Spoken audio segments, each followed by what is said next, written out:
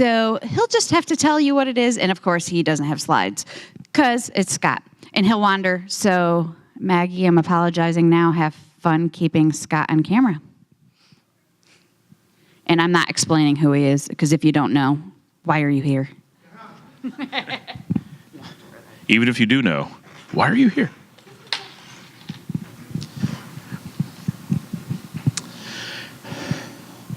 Are we all ready in the media corner? We have to check because they're very busy playing Jenga. Well, no, it's technically not Jenga. You can't. Oh, they've been playing Jenga. It's a game commonly referred to as Jenga. The game mistakenly referred to as Jenga. Copyright. All right, let's get started. I'm Scott Allen Miller. I am a technical fellow with the NTG Labs. We're a research and development, more research than development, think tank for the SMB IT arena. It's lots and lots of fun. A lot of the NTG Lab sponsors are here. People like Scale and Webroot and Colocation America, who has the game that is absolutely in no way like Jenga. I don't know what you're talking about. And the schedule for today said we were going to talk about virtualization. I was not aware of this, and I'm not sure what the expectation was. So the actual topic for today is Brave New World, the LANless future. Riveting response. All right, so we've talked about some of this on the community, right? And it's come up and people are kind of like, well, what exactly do you mean? So let me give you some history, right? Stuff we all know, but set the context. In the late 1980s, early 1990s, IT did not exist, or was just beginning to exist as we know it today. When we started in, say, the 1970s, we worked in a world without networking, mostly, right? We had big servers, we had serial connections to terminals. It was very rare that computers talked to each other. We didn't deal with networking. Life was simple. We had green screens and you type things in, and you were all typing to the same machine. Then, at some point, we started being like, well, we're going to network one or two of these computers together. Technically, at the beginning of the TCP IP era, there were 6. And they were all over the world. So they created the WAN. We had WAN networking, really long, slow links, kind of like T1s, but really, really, really slow, that let these 6 big servers talk to each other. And a few places did proprietary stuff. These were not the only networks in the world, but they were very, very rare. As we move into the mid-1980s, companies started being like, well, we have this new concept of the PC. Like, this is really cool, but how do we work with it, right? So at first, the PC gave you some local processing, but you still needed to attach it, like it was a terminal, to a central machine, and the machines were not actually talking to each other. But eventually they said, we could do something even more cool with this because we have more and more power on the desktop, and they started taking PCs and adding networking to them. This, along with other things, led to the rise of the LAN. For the first time, with any regularity, we were beginning to create networks inside of individual businesses, or inside a campus of a university, or later inside a home. Over the years, especially in the 1990s, a lot of our concepts, our ideas, and things about IT were formulated because we didn't really have IT before 1990. There was, no one had the name for it, first of all, but there wasn't like any sort of community. There wasn't a standardization of IT professionals. They did not exist. Now, some of us in this room worked in IT prior to 1990, and we know that there were computers and there were people supporting them, but we mostly came from different disciplines. We did not approach things as IT like it is today. Things were just becoming formulated. And so during the 1990s, the technical limits of the 1990s played a very, very influential role in how we view IT today and ever since then. This coloring is important because it has created a context which we sometimes forget is not set in stone. we begin to think that something like the LAN, which was necessary, absolutely necessary in the late 1980s, early 1990s, we had no other way to deal with how we viewed computers. And it was very practical to work with them this way, right? Machines were literally sitting in your office. They were connected to each other at first with one big cable. How many people worked with vampire taps? Nobody, okay. We had vampire taps, and we had thin net, and we had BNC connectors, and we had token ring with hermaphrodite connectors that were like this big, and you like ka-chunk as you put it in the wall. All kinds of really awkward technologies to try to get computers to talk to each other. But we weren't exposed to the outside world. We didn't really think about the concerns of this network. We really thought about it in like adding memory to a machine, because it all felt very internal, and in many ways it was. So the nature of this physical requirement of local machines being able to talk to each other gave rise to the view of the organization at the LAN level. It's very natural. So companies and IT professionals began to develop the IT field in this context of, well, every business has a LAN. That's how machines talk to each other.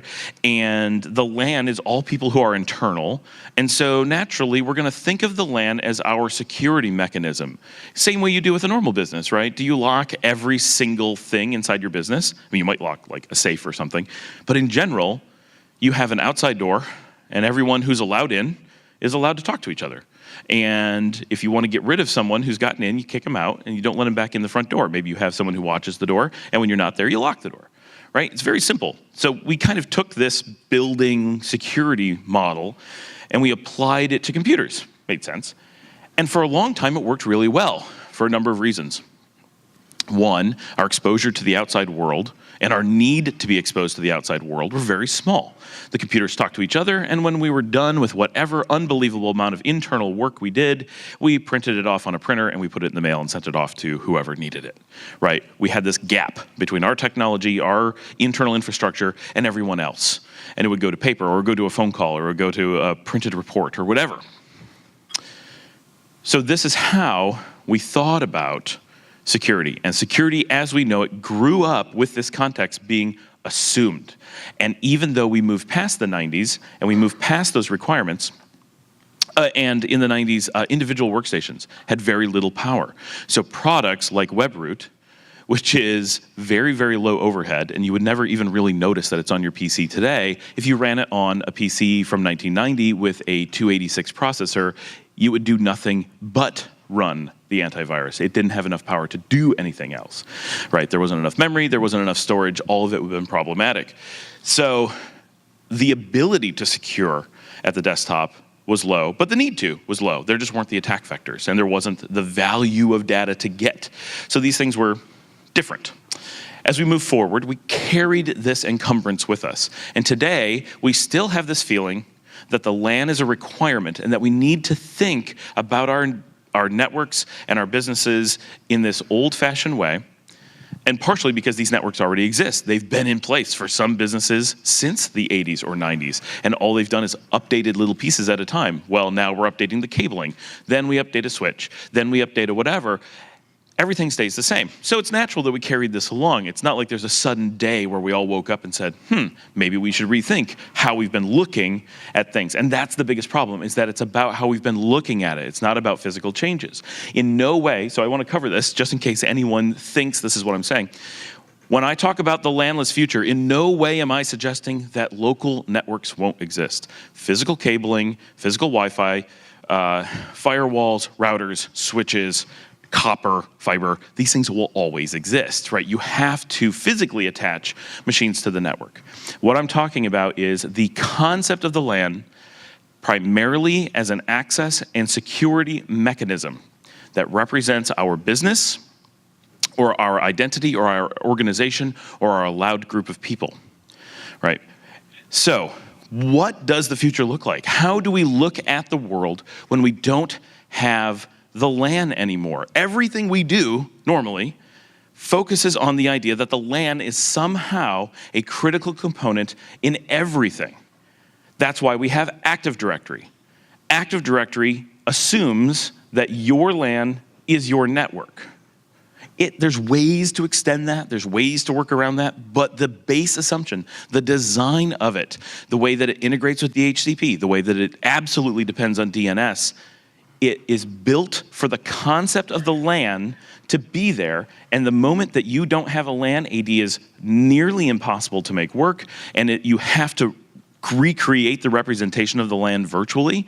So if you're using zero tier, for example, or Pertino, yes, you can get AD to work on it. Yes, it's not exactly a LAN, but really it just becomes a virtual LAN, right? It's instead of virtual LANs that are basically sub systems of your existing LAN, they become super systems, right, over a number of physical LANs.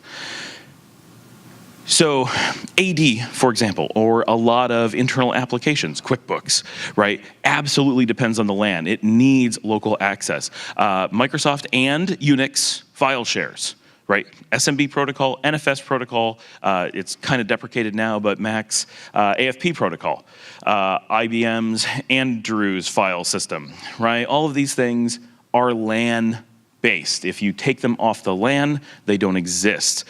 Technically, you can expose SMB just wide open on the internet. I don't know if that's a great way to go. We'll kind of assume that doesn't exist. But it can be done, right? The LAN is not a hard limit in a lot of these designs, but it's an assumption, and they depend on it. SMB, NFS, these things depend on your LAN for their security mechanisms. We were just discussing RDP. RDP is designed with the intention of it not being exposed on the internet. It is designed, but not absolutely required to be used on a LAN. The assumption is that your LAN is protected, that you can trust the LAN. You may still have some authentication, but you're not treating it like it's the outside world. You're treating it like it's a special secure inside zone, and so you lower your guard, right? So in the LANless future, looking forward, how do we begin to think differently about how we approach everything? So the first thing is, and there's no easy answer, right? It's changing how we think. We need to start thinking of the LAN that we have as simply a physical construct used for performance. Our local LAN exists so that the internal machines can talk to each other quickly. That's it. It does not represent the people that we trust. It just represents the people we can get to quickly. It's similar to the people who live along your local highway as opposed to people who live out in the country, right? We know that the people out in the country may be just as trustworthy as the people one exit down the highway, but we also know that the people one exit down the highway we can get to very quickly. So you may go shop with them or go and visit with the neighbors or whatever based on that rapid or low latency connection or high throughput connection. But you don't think of them as being a different security level in real life. And that's what we need to do when we're looking at building networks. We need to begin to look at endpoints as being independent actors that we need to always secure against and not trust random endpoints because of where they exist, because that's illogical in the grand scheme of things. We did it for historic reasons, but today we don't have a reason to consider the PC that exists in the office next to me and the phone that got onto our wireless in the office on the other side of me and the guy down the hall that's plugged into the Ethernet. They may be bad actors. They may not be intentional bad actors, right? We're not going to assume all of our coworkers are out to get us, but they may be infected. Anybody heard of ransomware? Ransomware does not come from the outside. Well, it does. But it doesn't infect us from the outside. It infects us because somebody got it inside. And once it's inside, that's where the damage happens. And in a LAN-based security model, once that outside is breached, yeah, we might still have internal security, and we've all gotten better at thinking about the LAN as not being absolutely secure. So we, 20 years ago, 30 years ago, started adding antivirus to machines. So that started. And then 20 years ago, we started adding internal firewalls. So that started. We got closer and closer, but we're still trusting the LAN. We are still using things like SMB protocol to share drives with total exposure between all kinds of endpoints based on nothing more than the fact that they're in the same building with each other. Might be username controls in there, yes. but it's a very small additional mechanism in the grand scheme of things, especially when you are also building your username authentication off of the same LAN-based security. Breaching one often breaches the other, or enables the breachment of the other, or makes you closer. So we've made strides in this direction, but we haven't changed, in most cases, the fundamental thinking at the lowest level. We still see the LAN as being important. Now, this isn't something that IT can just run out and fix tomorrow, but changing the thinking allows us to begin fixing, right? We have to be the first step. The second step is vendors, right? Specifically, application vendors. Application vendors, I have a new assistant. Oh, he's leaving.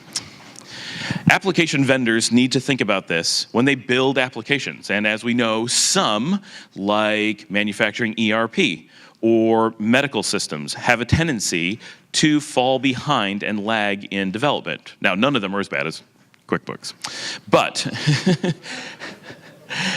But yes, we know. So when we're looking at applications, we need to start questioning vendors. We need to wonder, how is the vendor going to approach this? And the big thing that a lot of vendors have been doing for almost 20 years now is, and we're going to call it software as a service, but that's not actually what it is, right? It's that software as a service is a great thing on its own, right? But it's a slightly different definition than what we're looking for.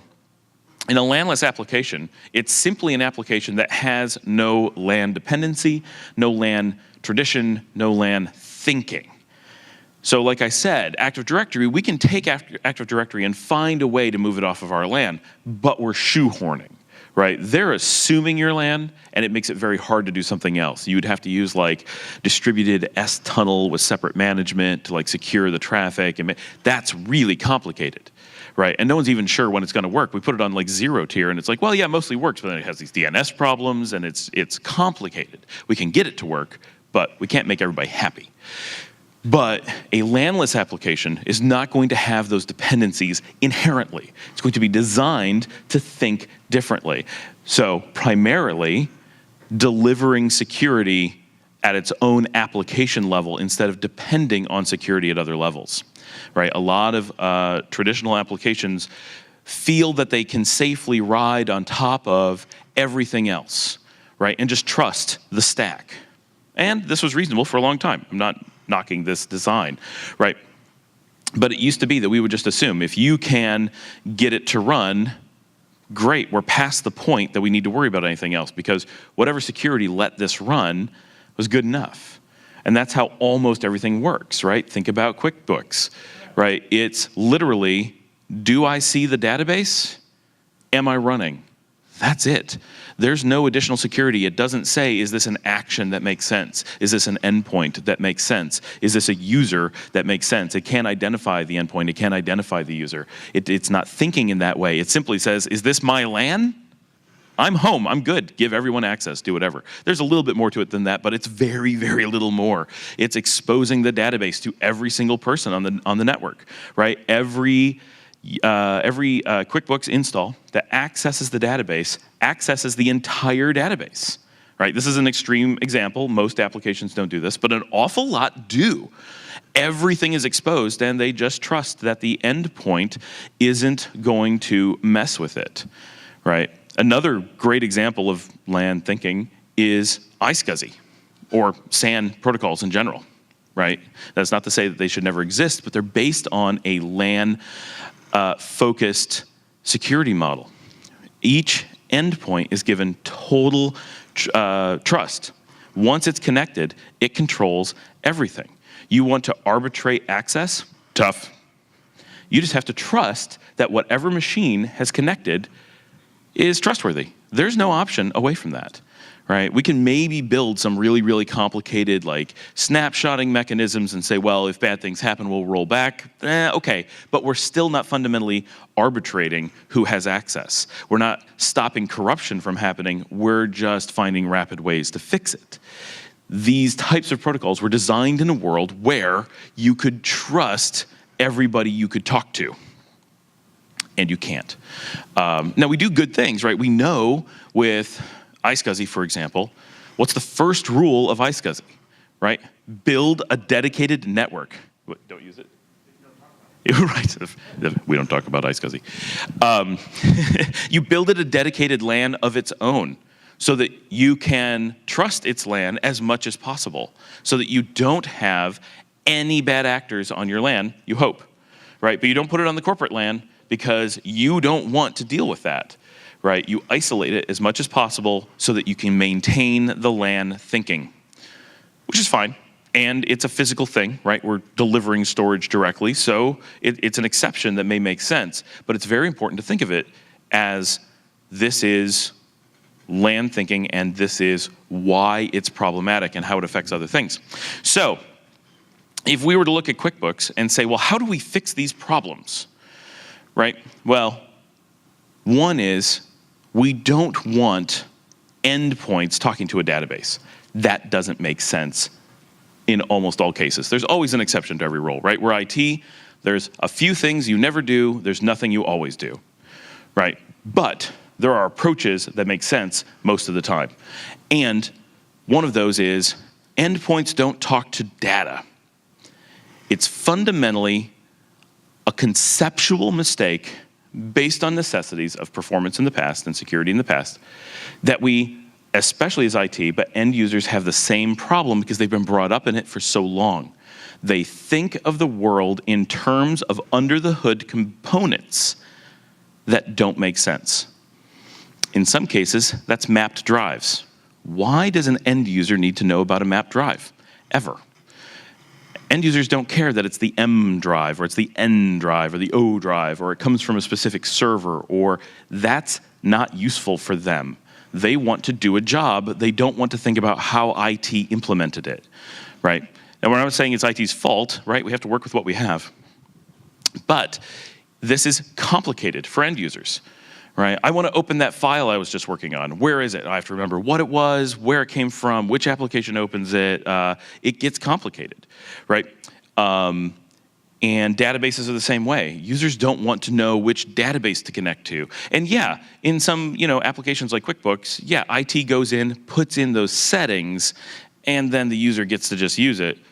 But you're still having to go in as the end user and put in settings and connect directly to under-the-hood components. Those things could be abstracted away. They don't need to expose a map drive. They don't need to expose a database connection point. They don't need to expose a raw file sitting out on the LAN waiting for someone to grab it. What we can do is begin to think on one side, stop thinking about the LAN as a security mechanism, stop thinking about the LAN as a thing. And by doing so, we automatically start to remove barriers, right? Suddenly bring your own device, just works. Suddenly working from home, just works. Because if the LAN is not your security mechanism and something else is, I'm not saying we have the answers to what that something else is so far, but when you do this, you automatically get those things because all of those things are considered threats or concerns based on the fact that they're not on the controlled LAN or that we need to trust the LAN instead of trusting whatever the end user is. So in the case of something like QuickBooks, right, what we need to do is have an arbitrator. Databases are not arbitrators. They're collections of data, right? And if you work with some modern databases, I'm not saying that, like MySQL and SQL Server are not modern, but they have a lot of legacy stuff that comes with them just because they've been around. But if you're looking at someone like MongoDB, if you're looking at someone like Cassandra, you're looking at someone like Redis, one of the things that they actually do is they naturally trust everyone who connects to them, which is a little bit weird, right? We're not used to this. They trust everything that connects to them, and they trust that someone implementing them is going to build an arbitration layer above them. They simply won't do it because it's not their job, right? So they're kind of forcing this by exposing themselves so much, right? We're just going to be wide open, you fix it. But this is great because it makes things really easy. And we know we have to build an arbitration layer. And that arbitration layer, in 99% of cases, is going to be a normal application. This doesn't have to be complicated. An application that always sits in front of the database and keeps all end users mean people and endpoints, meaning their desktops, their mobile devices, whatever, from ever connecting to the database. This is important because it means we control what comes out of that database. If you connect directly to the database, yes, maybe the database is going to have some controls, but these are a kludge, and you have an opportunity that data is going to get exposed, whether it's, oh, someone got too much data that they shouldn't have, someone overwrote something that they shouldn't have, somebody got infected and something was able to overwrite that data, because there's no arbiter. You're trusting something that you shouldn't be trusting, right? We've had some interesting discussions on trust this week in the community, actually, and this kind of extends that, right? We can trust that the endpoint does certain things, but there's things that we shouldn't be trusting the endpoint for, because the endpoint is not secured in that kind of way. The endpoint doesn't necessarily carry the right logic to know what makes sense. An application layer can very easily say, well, I should never get 20 writes per second from a single endpoint. This might just make sense. Anything over 20, for example, just for an example application, may represent an attack, and the application could shut it down. If you trust the endpoint to make that decision, a compromised endpoint is already past the point of making that decision. You've compromised both the access and the arbitration at once. The application layer can say, this is a user that makes sense. This is an IP address that makes sense. This is a behavior that makes sense. This is a use case that makes sense, and only share out data that is appropriate, right? If the endpoint and the user and all these things are arbitrated, the application can then tell the database, okay, only give me this subset of information, and hand that out. We have a lot of very, very important protection, and because we're not thinking about this as a LAN anymore, we can then have that arbitration layer talk to any endpoint that we want anywhere, right? Home user, someone with bring their own device, someone on the LAN. It doesn't necessarily care, because as long as we're not bringing that LAN thinking with us, it doesn't exist. It is automatically abstracted away. We can take this to another layer and thinking about how end users should think about their data, right? Because we kind of have to reapproach this. We have this challenge that in the past, users they've had it beaten into them, that they're going to open a file, and they're going to open it with an application, and they're going to go to a folder to get it, and all these things that actually don't make that much sense. We've done a whole bunch of we're gonna make these images on your desktop of a little manila envelope, and we're going to make an image of a little file in it, so that users kind of are like, okay, I get it, like file folders. You know what? Users don't even know file folders anymore. Anyone who's under 30 years old is like, what's a manila envelope? I've never had to work with one of those. It's just that, it's like the floppy disk. Hey, look, someone 3D printed the save icon, right? People no longer know what those physical things represent. Now they see them the opposite direction. Manila envelopes are the things on your desktop, like your computer. So once we stop thinking about the LAN and we stop thinking about the old necessities of LAN thinking, we get to start looking at things from a how should users want to think about it? How should they have to think about it? Right. Sorry. So one of the things that's interesting is, and we've talked about this some in the community, I really am impressed by how they're handling it. Microsoft has gone off with Microsoft Office, and of course, Google Apps is doing some similar stuff. But Microsoft, I think, is kind of leading the charge and really maneuvering how people think about things. They've begun integrating non-LAN storage technologies, such as SharePoint and OneDrive for Business. Lots of these things exist. I'm not trying to single them out. But they've done some really interesting things around taking this storage that does not depend on the LAN in any way. It doesn't think about the LAN. It thinks about simply SSL HTTP connections, right? So it's building a secure channel for its own communications. It could care less where you're located other than speed. It's the only reason you would want to have it on the LAN. And they expose that in an intelligent way inside the individual applications.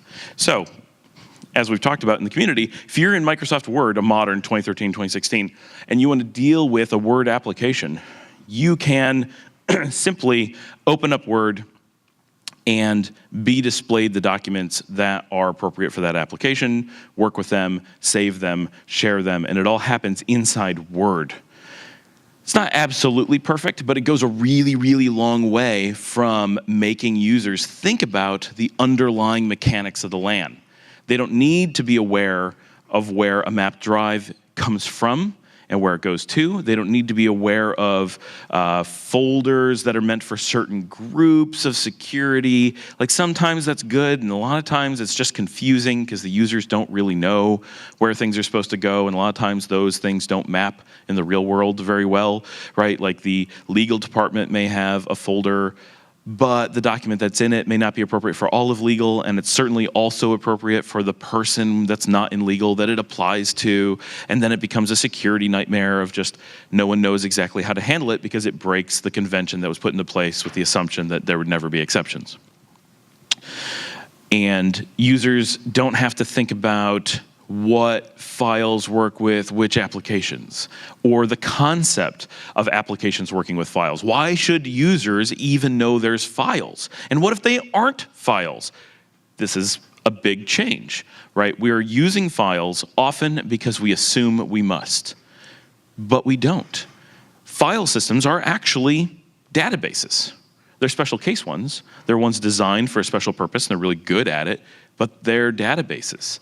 When you get into really, really large systems, quite often we actually would like to move away from the file system as a database. It doesn't necessarily make sense. We may want to move to more traditional databases, things like Cassandra, which are designed to handle many, many, many terabytes of lots and lots of different types of data in really performant ways with high availability and durability and the ability to self-heal and the ability to be distributed all over the world very easily and do amazing things. Because we just removed the file system and we removed the concept of the mapped drive, suddenly we have some really powerful concepts that we can leverage and do things with, right? And this is how technologies like OneDrive for Business and Nextcloud and Google Apps are managing to take traditional storage and take it to a scale that we've never seen before. It's because they're getting rid of some of those concepts and they're exposing things in a much more logical way. And by doing this, right, we have an opportunity, and Microsoft is doing a great job of showing this, for the end users to get to take away all those pieces. Now, it only works for certain apps right now, right? Microsoft's not solving it for the whole world. They're solving it for their components of the world. But every application has the possibility of doing this. Anything that used to work with a file could, in theory, simply work with some data backend. Could be files, but there's no need to expose those files to the users. Users are used to dealing with documents, right? Users think about, I'm writing a document. It's a thing, right? But if you're working with WordPress, probably almost everyone works with WordPress somewhere for something, right? Are you writing a document? Are you writing a post? Is that going in a file? It's not. It's just data in a database. That it's presented to you as a document, that it's presented to you kind of like a file, is all just presentation after the fact. You could be doing the exact same things with Word, and that's kind of what Microsoft's doing. They're doing some stuff on the back end. It's still kind of file-based for the most part, but we don't care. Right? End users should not have to care about the mechanics of what brings that data to them. They want to do a task, and we want to be task-centered for our users. Right? We, as IT people, often miss this because, one, it's really easy for us to know what's going on because we implemented it, right? We know where we mapped a drive. We know what drives it sits on. We know what server it's on. We know what the backup schedule is. We know what technology it uses. We know why it's there. We know what the thinking behind its setup was. We know what its security mechanism is. We know what application opens those kinds of files. We know version control, and we know all these things. And so for us, it's really, really easy to implement these systems and just understand how they work. But for users, they don't have that insight. The only thing that they have is what you tell them and convention. And if you have new users, that convention may or may not exist, especially people coming from like the new era of people who don't have PCs, right? You're dealing with people who may come from, well, I only have an iPad at home. Well, guess what? iPads don't present very much in way of files. They do a little bit, but not much. They mostly deal with collections of data in a very abstracted way. If you save pictures to your iPhone, it's the same with an Android, the picture may represent a file. You don't actually know that. It never tells you that. It keeps that abstracted. It shows you a picture and lets you work with the picture. You're never dealing with the file representation of the picture, right? Same thing for if you're going to take a note or you're going to work on most any kind of document on your phone. It presents it as a task. It presents it as data. It does not let you work with the files. You don't go around encrypting a set of files. You don't go looking in a folder to put things in. All that is taken away, and people are beginning to get used to that a little bit. So we actually have a new world of users coming up that we actually have to train to think in LAN ways in many cases.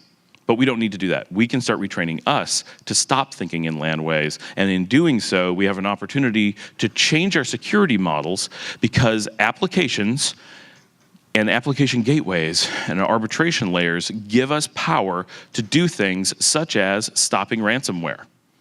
Maybe not 100% of the time, but a great degree of the time. Nearly all ransomware, nearly all malware attack vectors, currently at least, depend on LAN thinking for their replication, for their exposure, right? If you had, in some cases, right, ransomware may be able to attack via an application, and they will once this becomes a more popular setup.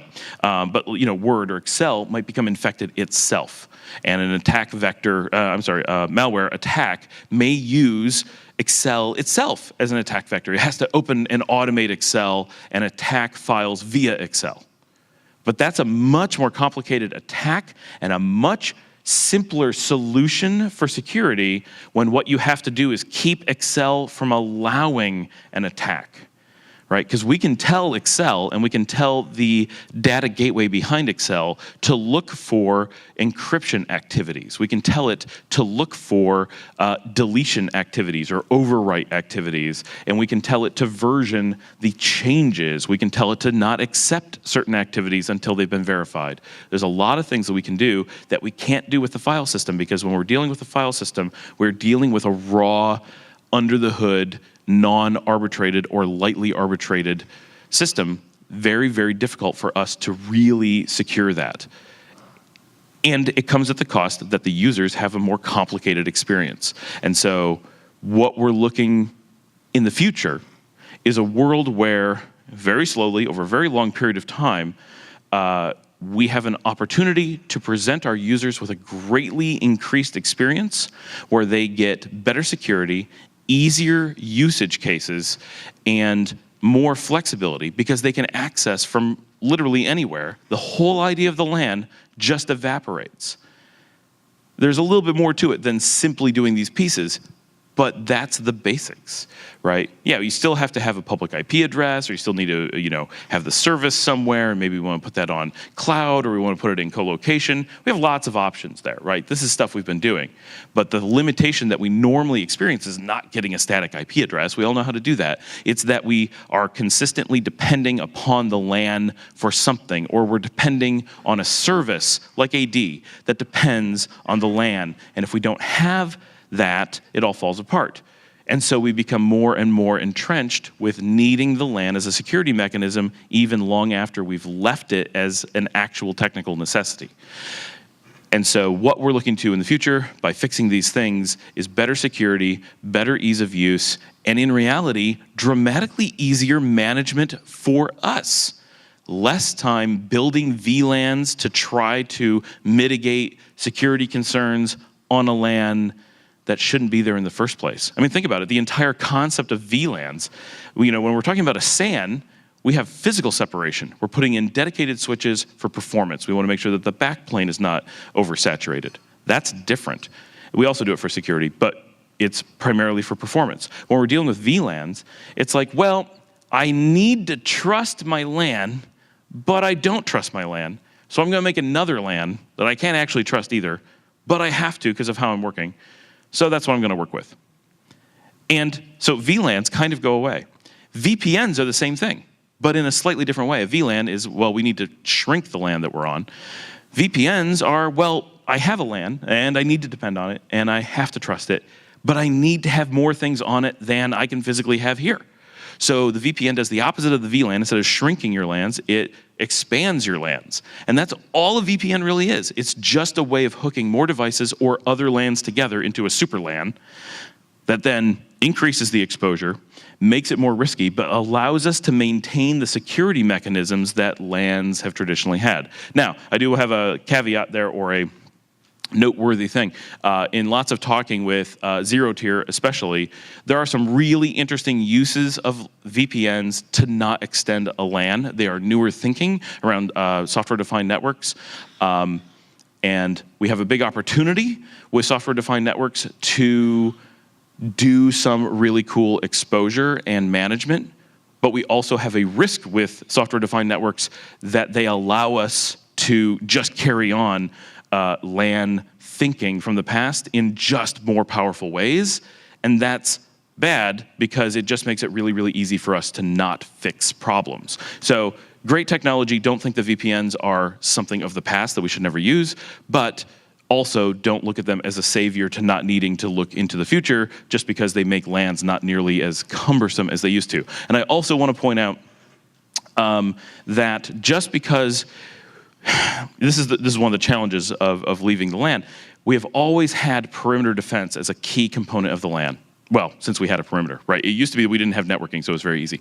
But once we started connecting to the internet, connecting to other networks, we immediately were like, well, we need a firewall to kind of arbitrate that connection. Just because we go to a LANless design, we don't actually want to drop the firewall because that is a very nice additional piece of risk mitigation, and it gives us monitoring. But just because we want to keep the firewall, we have to stop thinking of it as what keeps us safe, and it's just a good level of protection to have. The firewall is not your protection, but don't give it up either, right? It's not a thing to throw away. But it is heavy LAN thinking that leads to products like UTMs. They are costly, they are heavy, and their purpose, their design, their thought process is that your risk sits at the perimeter, not on the inside, and that you can trust things once they get in. And while UTMs do some interesting things, and while they do provide some interesting kinds of security, they fundamentally sit at the outside and depend on you being able to trust things once they're in. Or they're an investment based in that direction. You can still not trust things once they're in, but chances are you're buying a UTM because you want to be able to trust things past that point, which is one of the reasons why UTMs are popular, right? Because they're going after LAN thinking strategies. And the question is, what is a UTM? So that people understand the difference, because a lot of people have started to, I don't know, in the last year, I've had several discussions where UTMs and firewalls are being confused suddenly. So a UTM stands for Unified Threat Management Device. Is that right? Yes, okay. And the idea is we take a traditional firewall, which firewalls are pretty basic things. There's some good ones, there's some bad ones, but generally they do a pretty standard, light set of things, which is they take routing or technically bridging, and by that I mean they do technically routing or bridging. I didn't mean that it was routing, but technically bridging. They take that layer, either an L2 or an L3 communications channel, and they put in a layer of, in many cases, ACLs, right? An access control list or a port control list. They allow you to say, these ports are open, or this threshold of activity is allowed, or this mapping from an external IP to an internal IP is allowed or not allowed, right? Things like that. They tend to be pretty basic. Or, this type of, this port is allowed to initiate a TCP session, but this port is not, or this one's allowed to continue one if it already exists, but it can't initiate a new one, things like that. But that's about as far as firewalls go. Essentially, all routing and really all bridging appliances today implement firewalls. So firewalls are basically available on every smart network device you will touch. You technically can build a router that isn't a firewall. Nobody does. Assume that routers are firewalls, or routers for the British audience. But a UTM goes much farther, right? It stops being an L2 or an L3 device, right? So meaning switch layer, So you can do full firewall on L2, which is like Ethernet or Token Ring, if you're running that, fiber channel. And most people run it on L3, which is IP. And some people have, now it's pretty common to have an L4 firewall, and we pretty much assume that L4 is always going to be there when you're building a firewall.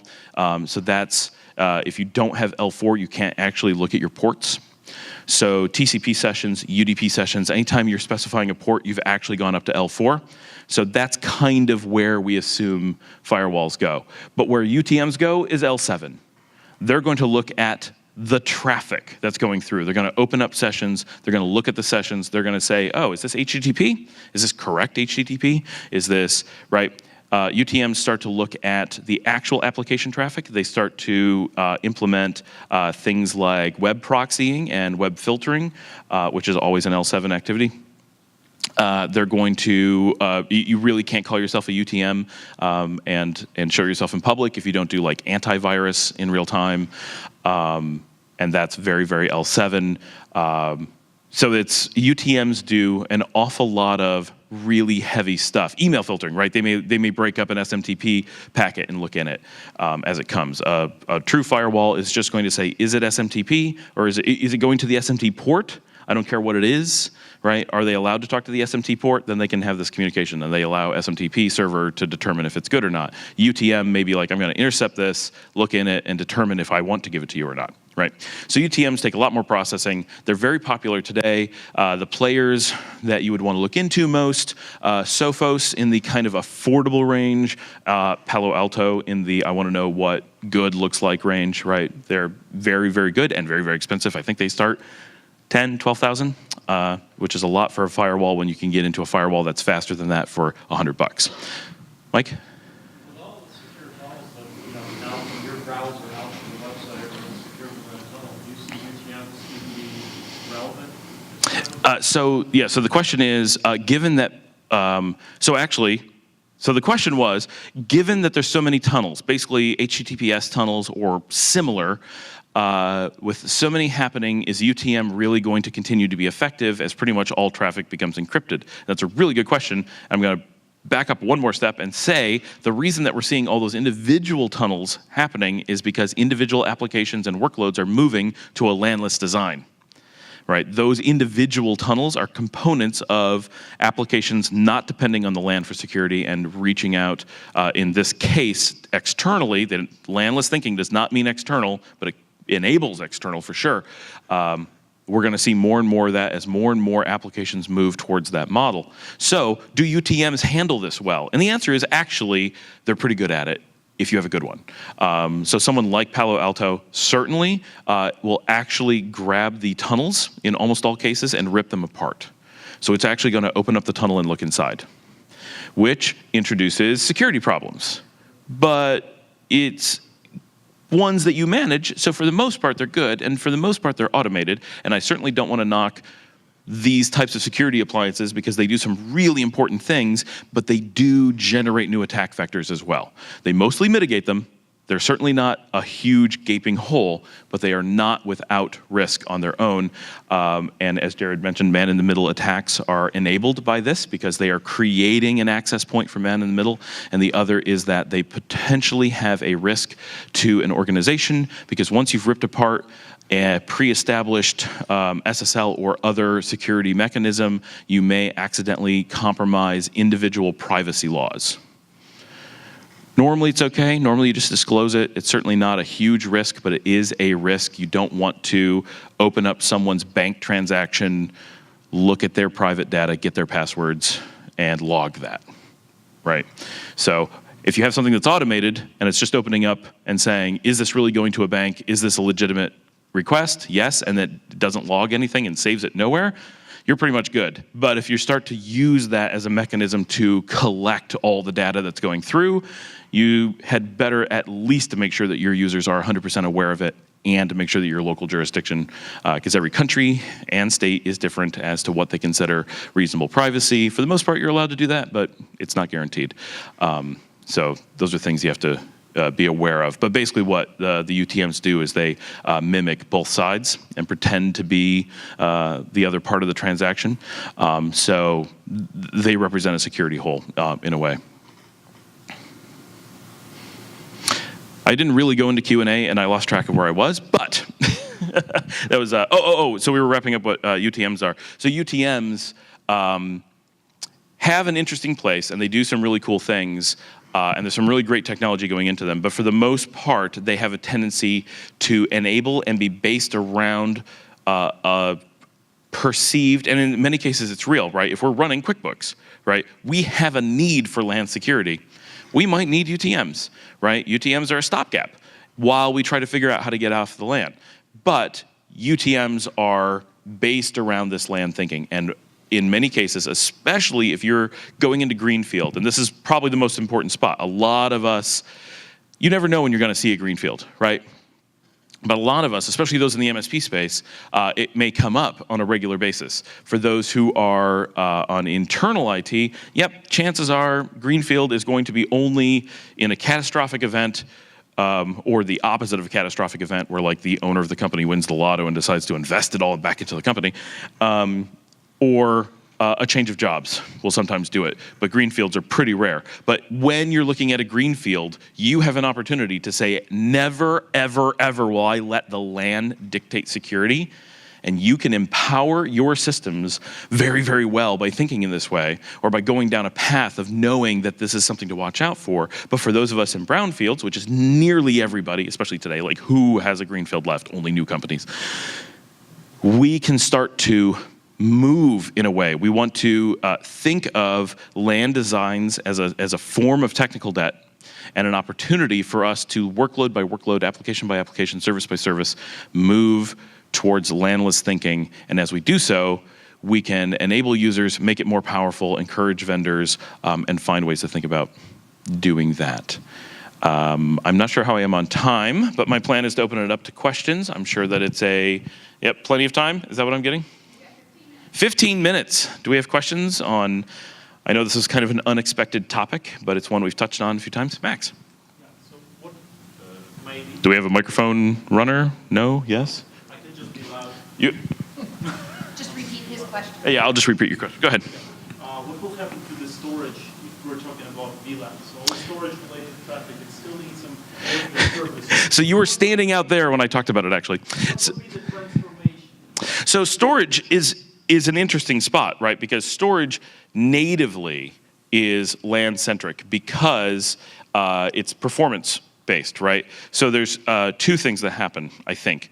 One is that certain types of storage still move to a LAN-less world, right? And that's storage like end-user-focused object storage. So the Next Clouds, the OneDrives, the boxes, the Dropboxes, those kind of things. That's one component of storage, but not the one that Max is interested in. But that's where a lot of stuff goes, is that way. The way that other things go is that, so things like SAN, and in reality, if we move to a completely LAN-less world, NAS actually disappears.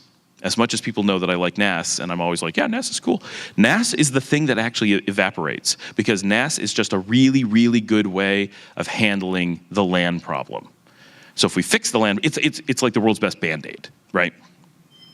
So if we eliminate the LAN problem, we eliminate NAS, and that leaves SAN, because under the hood, we are always going to need block storage. No matter what we do, disks are going to spin, or SSDs are going to light up electrons, and they're going to need to connect to something, and those things have to connect to that and see block storage. That's unavoidable until some new invention comes along, right? No one in any of the spaces that we deal with is talking about what happens post-physical storage. Someday there's going to be something cool, and we'll tackle that when we get there. But right now, we will have this limitation. So that means that that storage has to talk to a physical network, and that physical network has to be fast, and that network has to be secured because it fundamentally is just raw storage. And that is where, as an under-the-hood, independent physical infrastructure component will remain as a LAN in a mostly traditional sense. What we have, and I mentioned this while you're out of the room, but the SAN as a storage area network, not a SAN as a device, because we often are sloppy and use the term in the wrong way.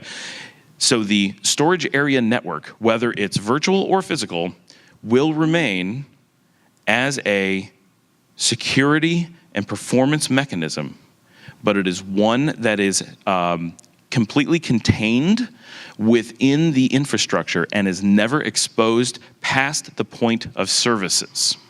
So this is a little bit weird, and SAN doesn't tend to fall prey to this too often, but sometimes we have concepts like a SAN being exposed to an end user, right? Mostly we avoid this, but that's not something we ever want to have happen. What we want is that, basically we have more and more layers that make things possible. We have an application layer, we have a data layer, we have a service layer. And at the very, very bottom, we have a storage layer. And that storage layer needs to stay at the bottom, and we don't want higher services higher up the stack seeing it, because it's going to be on a SAN, which is a form of LAN as a security and performance mechanism.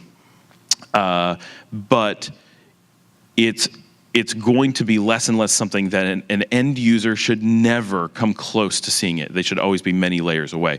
So the actual answer is LANs are not going away, and they're staying specifically for storage and for databases as well to some degree. That databases will, and I used to, back in the 90s, I used to refer to these as D-bands, database area networks.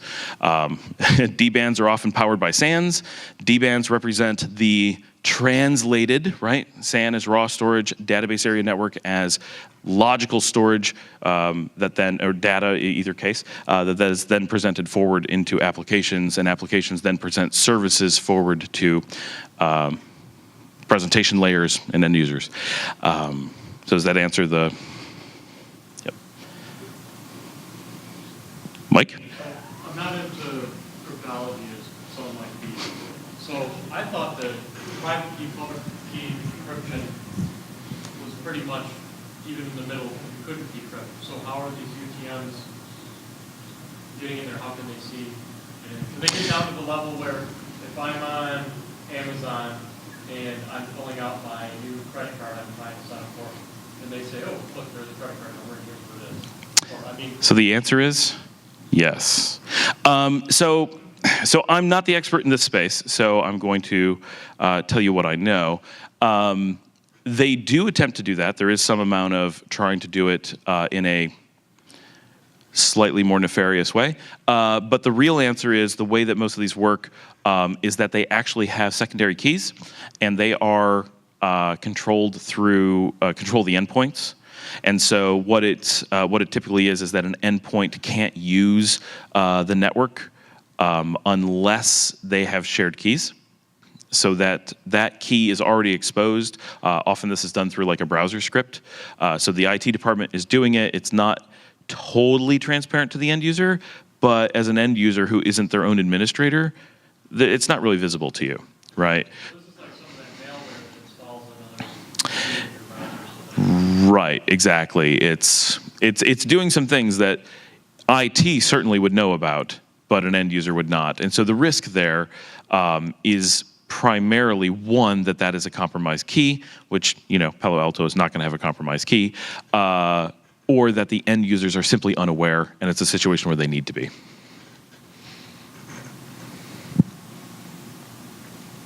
Anyone? You had mentioned having attached networks or attached LANs for purposes of security. And you and I had a private conversation earlier in that break. How would backup services work where you don't have LAN? Where you're going from, local server, for example, out to somewhere. So, okay, so the question is, how do backup services work when you don't have a LAN? So the first thing is you still have a LAN, you're just not thinking of it as a LAN. It's not a security mechanism, but the connection's still there. So you still have 10 gig or gig networks or whatever, right? So the way, and already a lot of backup services do this, is they back up. So a lot don't, right? Some want to attach by iSCSI at a high level. That's not ideal, but it works. A lot want to attach by SMB. Quite a few want to attach as NFS. And that's not really what you want your backup doing. You may want your backup to have iSCSI behind it, but like we had just said in the storage talk, we really ideally want the backup mechanism to hide any iSCSI or hide any fiber channel or hide any whatever behind itself and only expose a backup channel. And so how this would look as some examples is if we were dealing with physical servers, right, we would have something like a backup agent that runs on the server itself. That agent would create its own application layer communications out to the backup server and communicate over any protocol it wants, right? And under the hood, it could even be SMB or NFS or something, but we would want it abstracted, and ideally we would not want either of those. But someone could do that, right? But it could be SSH, right? It could be SFTP, just using something that already exists, or it could be some completely proprietary communications that's really, really efficient that someone designs to be awesome, or it could be rsync, right? There's a number of things that exist that would work, and there's a bunch of things you could develop that would work, but the important thing is that it would be a application layer, application managed, independent channel for the backup. So it would not be exposed to any other service. It would not be visible in any other way, such as a map drive would show up as something that the operating system sees. Any user on the operating system, whether it's a person or a service, might say, hey, look, another map drive. I'm supposed to do something with that. And that service might be ransomware, right? And the ransomware says, cool, map drives. I love map drives. And it starts doing really bad things. But when you have this database layer, right, they have to break the they have to break the backup application layer to figure out how to get access to that. And the application of the database itself can have this logic and be like, no, we don't take encryption from the endpoint, not how it works, right? We encrypt after or whatever. And in the same way, when we have virtualization, and we're going to use something like change block tracking in VMware, right? We still actually have an agent. We just think of it as agentless, but it's not actually agentless. It's actually that the agent is either built in and is part of the OS, or, in which case we need a little bit of logic moved in there, or we're putting an agent on the hypervisor, which is also fine. And so there's an agent, just not an agent in the VMs, right? Which we always... So we call it agentless, but it's not really. And that agent would do the same communications channel at the application layer. You look like you're going to say something. Looks like I'm all done. All right, thanks everybody.